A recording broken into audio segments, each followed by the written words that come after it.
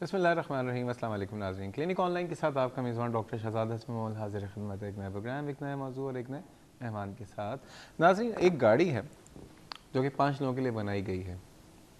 अगर उसमें 5 लोग बैठते हैं तो गाड़ी जो है उसमें एक तो लोग बहुत आसानी से बैठेंगे, कंफर्टेबल राइड होगी, और गाड़ी के ऊपर भी जितना उसका इंजन का जो भी हॉर्स पावर का इंजन होगा, उसके तमाम जो पुर्जे होंगे, उस पर भी नुकसान नहीं होगा और सुकून से सब सफ़र करेंगे, गाड़ी भी सही रहेगी। लेकिन अगर उसी गाड़ी के अंदर आप 5 की जगह 8 अफराद बिठा दें, क्या होगा?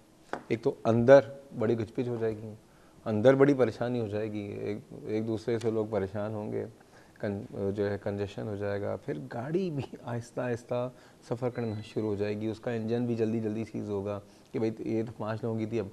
और इसी तरह उस 5 लोगों की गाड़ी में आप 12 लोग बिठा दें तो और हालात बुरे हो जाएंगे। तो यही बात कुछ हमारे जिस्म की भी है। अल्लाह ताला ने ये जो दिमाग बनाया है, इसके अंदर ऊपर एक खोपड़ी होती है जिसको हम स्कल कहते हैं, फिर ये सीना है, ये पूरा रिब केज है। अल्लाह ताला ने तमाम चीज़ों में जब इंसान को इस दुनिया में लेके आता है तो एक बैलेंस भी मेंटेन करता है। और बैलेंस ये होता है कि एक वक्त तक ग्रोथ होती है, उसके बाद ग्रोथ रुक जाती है। अगर ग्रोथ ना रुके तो इंसान तो पता नहीं कहाँ चाँद तक निकल जाए वक्त के साथ साथ। और दिल का साइज़, फेफड़े का साइज़, आँख की मसल्स का साइज़, आँख की हर चीज़ का साइज़ जो है रेगुलेटेड होता है, चेक बैलेंस होता है। लेकिन जाहिर बात है कि इंसान जब आता है, सेहत के साथ साथ फिर बीमारियां भी हैं। अगर इसमें कोई चीज़ अपनी जगह पे एबनॉर्मल ग्रो करना शुरू कर दे तो क्या होगा? एक तो वही वाली बात जैसे मैंने गाड़ी का बताया था कि 5 लोगों की बैठने की गाड़ी में जब 8 लोग बैठ जाएंगे तो अंदर एक प्रेशर हो जाएगा, अंदर एक बड़ा सिस्टम जो है बड़ी प्रॉब्लम आ जाएगी। इसी तरह अगर कोई एबनॉर्मल ग्रोथ हमारे जिस्म में, फॉर एग्ज़ाम्पल हमारा दिमाग है, उसमें एबनॉर्मल ग्रोथ शुरू हो जाए तो क्या होगा? एक तो प्रेशर, खोपड़ी का एक साइज़, अंदर दिमाग बढ़ता चला जाएगा या वो चीज़ प्रोजेक्ट करती रहेगी, तो एक उसकी वजह से प्रॉब्लम। और दूसरी बात, अब जो जिस्म में ग़िज़ा का सिस्टम है, खून जाता है, ऑक्सीजन जाती है, ग़िज़ा जाती है, ये जो है फिर ज़्यादा खाने वाले आ जाएंगे इस जिस्म में, तो ये बड़ा मसला है। तो ये जो एबनॉर्मल ग्रोथ है, तो ये इसको जो है हम बेसिकली ट्यूमर कहते हैं। और ट्यूमर आपको हम अक्सर बेशक इस प्रोग्राम में डिस्कस करते रहते हैं। 2 तरह के ट्यूमर होते हैं, एक तो वो होते हैं जो अपनी जगह पे रहते हैं और एक वो होते हैं जो कि अब ना सिर्फ अपनी जगह बल्कि फैल जाते हैं, तो उनको हम कैंसर्स कह रहे होते हैं, ठीक है, जिसको हम कार्सिनोमा भी कहते हैं। आज हम बात करेंगे एक ऐसी ट्यूमर की जो कि जिसका नाम तो हर एक ने सुना होगा, लेकिन आज हम उसके मुतालिक जानेंगे ब्रेन ट्यूमर के हवाले से। सवाल ये पैदा होता है कि ब्रेन ट्यूमर हमारे मुल्क में कितना है, किन लोगों को होता है, क्या वजूहत हैं जो कि एक इंसान को ब्रेन ट्यूमर का शिकार कर देती हैं। और ब्रेन ट्यूमर अगर किसी को हो जाए तो अमूमन जब ब्रेन ट्यूमर सुनने में आता है तो लगता है ये कि बस अब ऊपर की जो फ़्लाइट है वो कंफर्म हो गई है। क्या ये इतना ख़तरनाक है, या इसमें आप रहते हुए एक नॉर्मल ज़िंदगी गुजार सकते हैं, या इसके इलाज कौन से मौजूद हैं? इसमें जो है कीमोथेरेपी की ज़रूरत है, रेडियोथेरेपी की ज़रूरत है, या इसमें सर्जरी की जाती है? सर का दर्द, क्या हर सर का दर्द जो होता है उसका अंजाम ब्रेन ट्यूमर पे ही होता है? सारी बातें करने की कोशिश करेंगे। और जैसा कि आपको बताया कि इस वक्त हमेशा की तरह बराह रास्त मौजूद है, आप भी शामिल हो सकते हैं अपने सवालात, अपनी शुबहत के साथ। नंबर है 35305778 और 79। और एक और बात, फेसबुक पे जितने लोगों ने जो भी अपनी एक तो जो डिमांड्स आती हैं वो तो हमारी सराखों पे, उनकी बेसिस पे ही हम ये प्रोग्राम बनाते हैं, जो कि ब्रेन ट्यूमर पे आज से 1 महीने पहले 2-3 लोगों ने मुझसे रिक्वेस्ट की थी। दूसरी बात ये कि जो आप लोगों के तारीफ़ी कलमात क्लिनिक ऑनलाइन के लिए, हेल्थ टीवी के लिए लिखे होते हैं, उन सब का मैं बहुत बहुत शुक्रगुज़ार हूँ।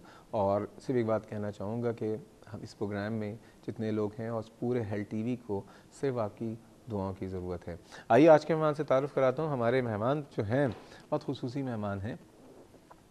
खुसूसी मेहमान इस तरह के, पाकिस्तान जिसके लिए कहा जाता है कि पाकिस्तान तो अब बहुत बुरे हालात हैं, पाकिस्तान में ये है, पाकिस्तान में, लेकिन पाकिस्तान ऐसा मुल्क है कि उसने ऐसे ऐसे डॉक्टर्स बनाए हैं जो कि पूरी दुनिया में गए हैं और पाकिस्तान का नाम रोशन किया है।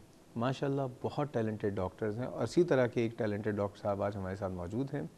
ग्रेजुएशन उन्होंने पाकिस्तान से ही किया, सिंध मेडिकल कॉलेज में, और उसके बाद फिर मलेशिया चले गए और मलेशिया में जाके न्यूरो सर्जरी में स्पेशलाइजेशन किया। आज हमारे सामने मौजूद हैं, पाकिस्तान आए हुए थे, इस मौके का हमने फ़ायदा उठाया।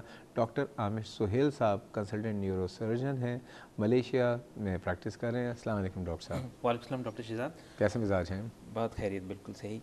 अच्छा डॉक्टर साहब ये बताइए, मलेशिया जो है वहाँ पे जब मलेशिया का नाम आता है तो वहाँ पे एक और डॉक्टर का नाम भी आता है, डॉक्टर महातिर मोहम्मद साहब। जी जी बिल्कुल।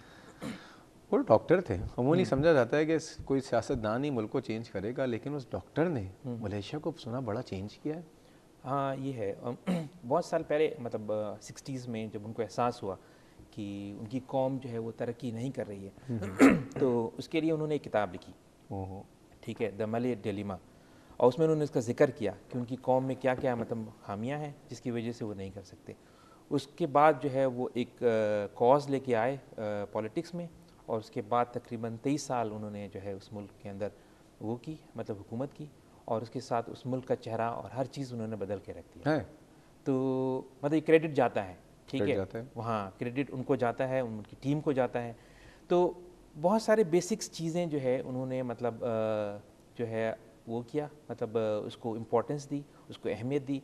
जैसे बहुत आम सी बात है, डॉक्टर्स थे, उनको एहसास था कि कौन कौन से जो सब ग्रुप्स हैं जो है जिनको ज़्यादा अहमियत देनी चाहिए। 1982 में जब उन्होंने एक लोकल गाड़ी जो है इंट्रोड्यूस की, तो सबसे पहले वो गाड़ी जो है ना उन्होंने नर्सों को देना शुरू की। क्यों?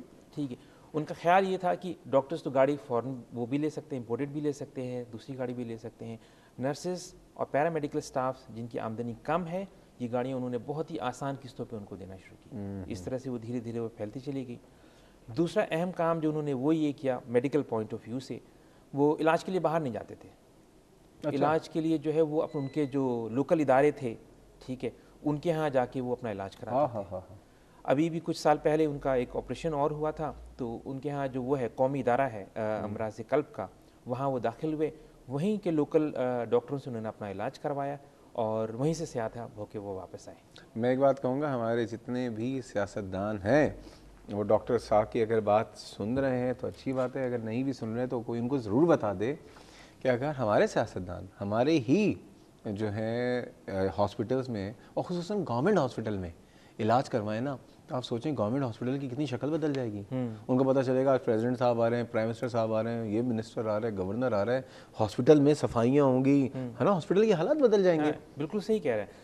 मतलब उस हॉस्पिटल में, और ऐसा नहीं है कि हमारे पास जो है गवर्नमेंट हॉस्पिटल में डॉक्टर्स अच्छे नहीं हैं। अगर कोई ये कहता है कि हमारे गवर्नमेंट हॉस्पिटल में डॉक्टर्स सही नहीं हैं या उनका टैलेंट नहीं है, स्किल्स नहीं है, तो वो बिल्कुल गलत है। ये सारे स्किल्स और सारे टैलेंट्स वहीं से वो कराते हैं। बिल्कुल बिल्कुल। चलें डॉक्टर साहब, बहुत शुक्रिया। और मैं सिर्फ एक बात कहूँगा अपने तमाम सियासतदानों से, पाकिस्तान का जो है ना इन 62 सालों में ये अल्लाह ताला ने बनाया है और अल्लाह ताला ही चला रहा है। हम लोगों ने तो उसका बेड़ा गर्क करने की कोई कसर ही नहीं छोड़ी है। सिर्फ एक बात कहूँगा कि अगर आप इस मुल्क से सिंसियर हैं तो आपस में एक दूसरे से उलझने से बेहतर है कि जो आदमी इस दुनिया में, चाहे वो किसी भी रंग से हो, किसी भी नस्ल से हो, किसी भी मज़हब से हो, वो अगर अपने मुल्क को आगे लेके गया तो आप उसकी हिस्ट्री पढ़ लें, वो देख लें कि किस ट्रेजेडी से अपनी, लोग हर जगह ऐसे ही होते हैं, सारे के सारे पाकिस्तान में या मलेशिया के लोग या अमेरिका के लोग में कोई ख़ास फ़र्क नहीं है, लेकिन उनको डायरेक्शन की ज़रूरत होती है। तो डॉक्टर महातिर मोहम्मद एक अजीम इंसान है, मैं उनकी दिल से कदर करता हूँ और काश हमारे मुल्क में भी कोई ऐसा लीडर आ जाए, या जो लीडर हैं अल्लाह ताला वही इसी तरह से बन जाए ताकि पाकिस्तान भी मलेशिया से भी ज़्यादा एक जन्नत बन जाए।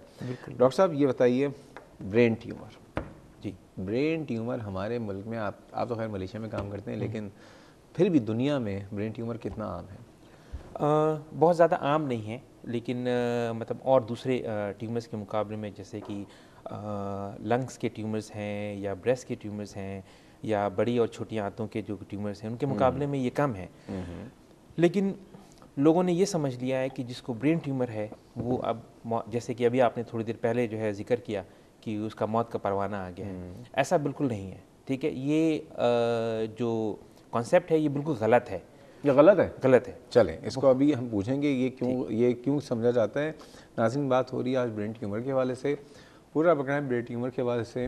आप लोगों से दरख्वास्त है कि अगर इसी से रिलेटेड कॉल करें, तो बहुत ज़रूरी। और सर के दर्द का ब्रेन ट्यूमर से क्या ताल्लुक़ है, सारी बातें करेंगे। जा रहे हैं छोटे से ब्रेक पे, हमारे साथ रहिएगा।